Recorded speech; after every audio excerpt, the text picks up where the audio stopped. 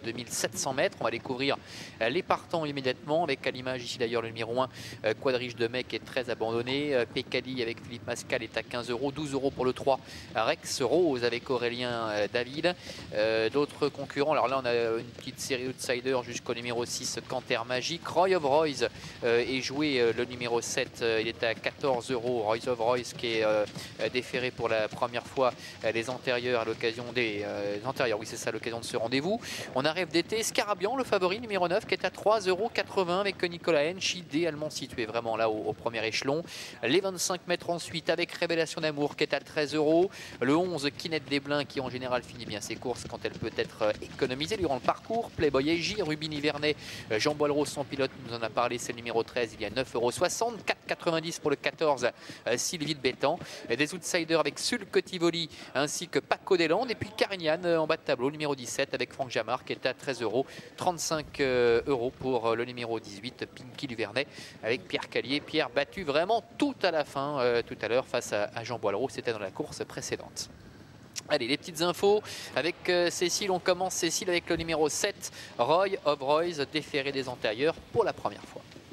Oui, déjà, ce sera un avantage supplémentaire pour lui. Et puis apparemment, le cheval est bien. Alexandre Bonnefoy me disait qu'à l'entraînement, ça allait plutôt pas mal. Et puis aujourd'hui, c'est un bel engagement en tête. Le seul petit problème avec lui, c'est que s'il est dans un mauvais jour et qu'il commet une faute, il est vraiment inremettable.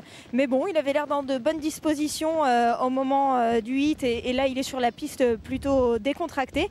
Donc son entraîneur m'a dit que c'était un bon petit cheval. Donc il était capable de jouer un bon rôle à l'arrivée aujourd'hui.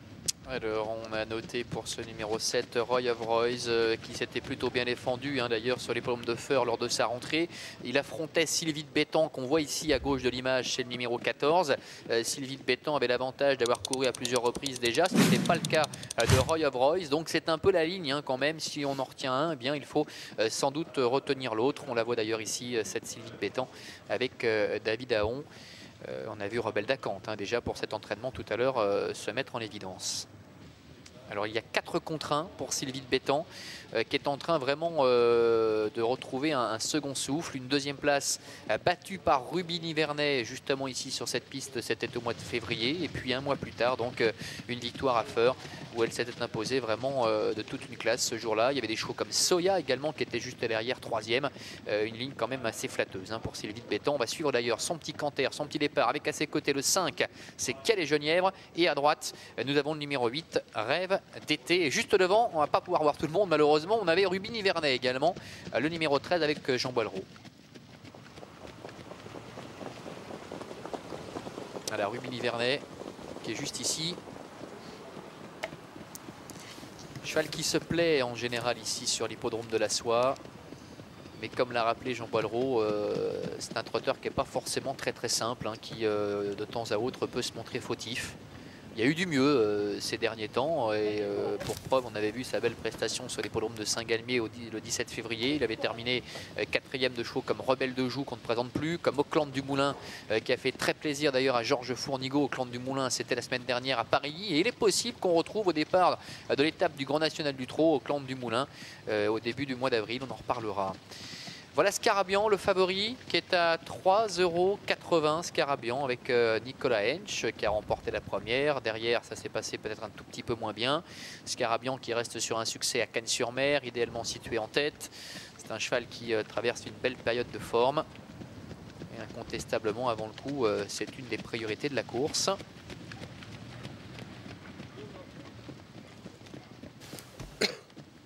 Alors des outsiders, des chevaux complètement abandonnés au départ de cette course. On a le cas notamment du numéro 1, Quadriche de Mai avec Claude Bossy.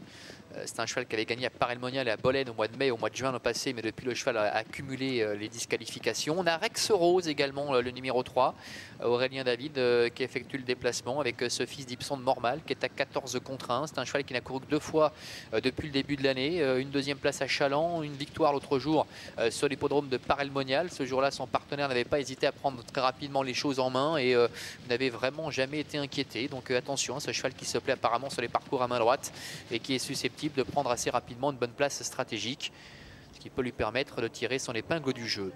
Allez, départ dans quelques instants, les concurrents commencent déjà à se rassembler.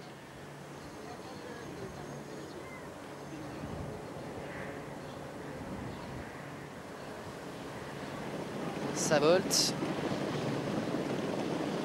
Et les voilà qui s'élancent pour notre 7e rendez-vous. C'est le quartier plus régional avec un mauvais départ pour Scarabian qui est au galop. Le favori, le numéro 9, il perd énormément de terrain à l'arrière. Pinky Duvernay également est à la faute. Tous les deux qui perdent pratiquement toute chance. Pendant ce temps, eh bien, le numéro 2, Pécali avec Philippe Mascal s'installe en tête avec Rex Rose également à son extérieur. Alors que le numéro 6, Canter Magique, est en 3e position. Disqualification, il fallait s'y attendre du 9, Scarabian, le favori qui disparaît, et disqualifié également le numéro 18, Pinky Duvernay. Sulk Tivoli est à l'arrière garde. Ruby Nivernais a assuré ses premiers mètres de course, est assez loin également avec Paco Deslandes ainsi que le numéro 11, Kinette Desblins.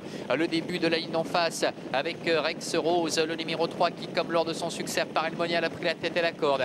En 2e position, trotte toujours Pécali avec le numéro 4, Kewin Dautrive qui est 3e en dedans. Canter Magique est à ses côtés. Quadrige de Mai, numéro 1 qui progresse, qui ramène le 7, Roy of Royce, qui est en 7e position pour se diriger déjà vers le bout de la ligne opposée. Sylvie de Bétan est à mi-peloton. Disqualification du numéro 16, Paco Deslandes.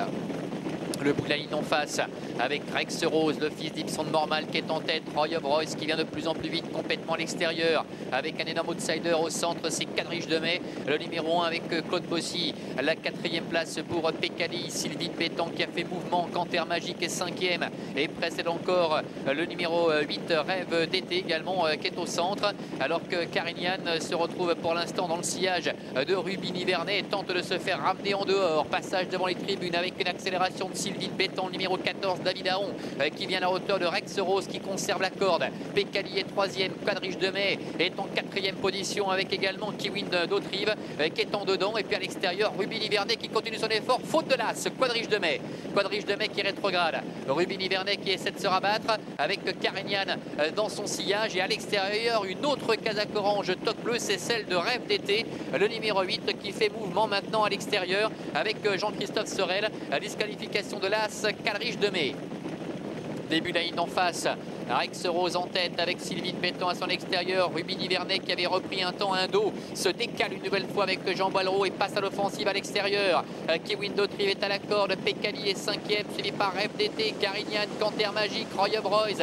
Révélation d'amour dans cet ordre, accompagné encore par le numéro 5, Kia des Genièvres. Le bout de la ligne en face avec Sylvie de Bétan qui prend la mesure de Rex Rose, avec Pécali qui est en 3e position. Ruby Nivernais qui ne peut pas se rabattre, ça va être très compliqué. Alors que le numéro 8, Rêve d'été, est en 5e position devant Kewin Dautrive, Carignan, Canter Magique, Roy of Royce qui sont assez loin. Ça va bien, ça va très bien même pour Sylvie de Bétan. Sylvie de Bétan qui a l'avantage face au numéro 2, Pécali. Rex Rose est là, suivi encore par Rêve d'été. Le numéro 8 qui est en 4e position, casaque orange, toque bleu. Ruby Nivernais est en 5e position de l'arrière. Personne ne semble capable de revenir pour l'instant avec Sylvie de Bétan à 250 mètres du poteau qui crée la décision maintenant. En 2e position, Rêve d'été qui vient attaquer Pécali. Un peu plus loin également, Révélation d'amour qui refait pas mal de terrain pour les places aux abords du poteau avec le numéro 14, Sylvie de Bétan, qui va survoler les débats face au numéro 8, Rêve d'été. La 3e place pour le 2, Pécali, et revenant de loin, c'est le 10, Révélation d'amour qui prend la 4e place devant le 7, Roy of Royce. Voilà, succès pour le numéro 14.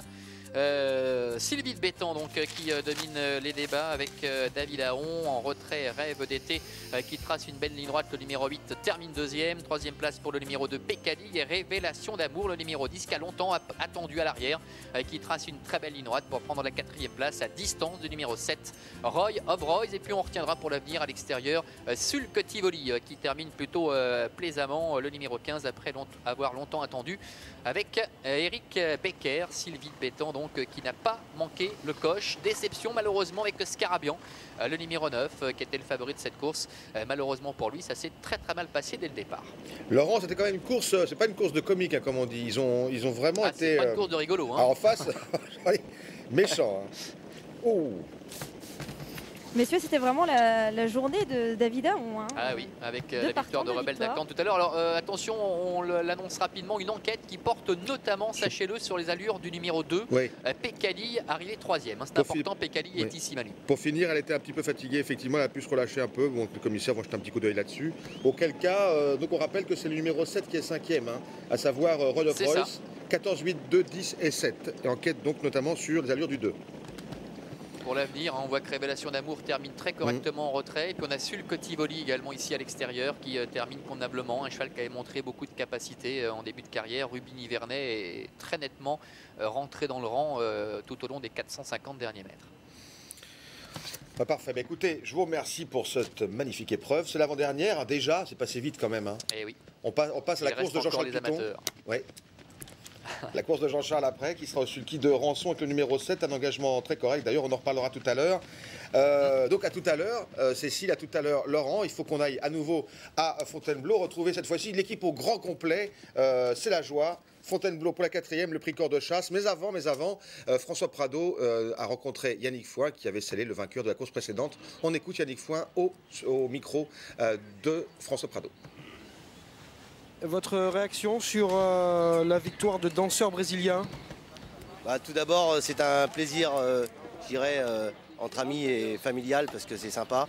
Premièrement, c'est la famille Roussel qui me l'ont élevé. Diego Roussel, ses parents dans la Manche, à Julouville. Ça, c'est super sympa, parce que on l'a vu évoluer, etc. Et le cheval a bien pris. Enfin, le travail était bien fait, certainement, je dirais. Non, je suis très content pour eux, parce qu'ils vraiment, ils travaillent. Et bon, moi, je fais la finition, je fais plus grand-chose après. Enfin. Et puis, en même temps, je suis associé et éleveur, co-éleveur avec M. Sivadier.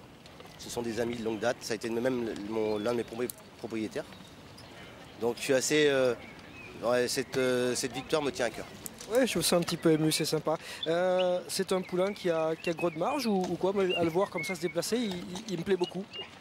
C'est un poulain qui est assez plaisant à voir marcher. Et effectivement, il avait montré un petit peu de qualité en fin d'année de 2 ans. J'avais failli le débuter. Et puis je trouvais que ça faisait un petit peu vite.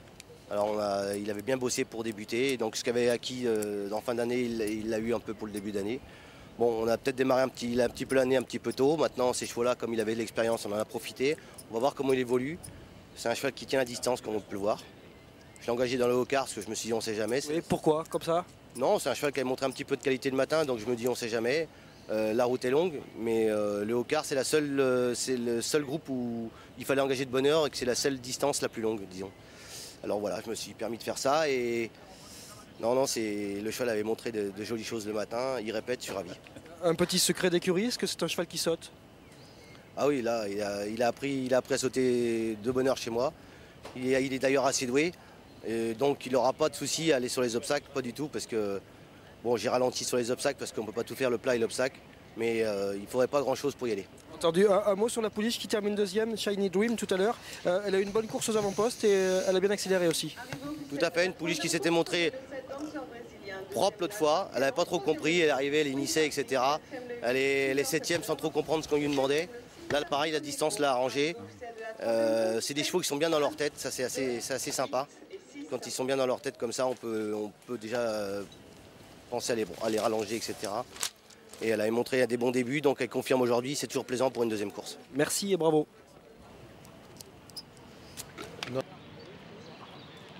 Et bien, retour sur l'hippodrome de la Sole, maintenant pour la 4e épreuve, le prix Cor de Chasse, l'épreuve principale du jour, une liste d'adresse sur 1200 mètres dans la ligne droite avec un joli lot de chevaux de 4 ans et plus. Et d'ailleurs, on a François qui vient de nous donner quelques précisions sur un départ.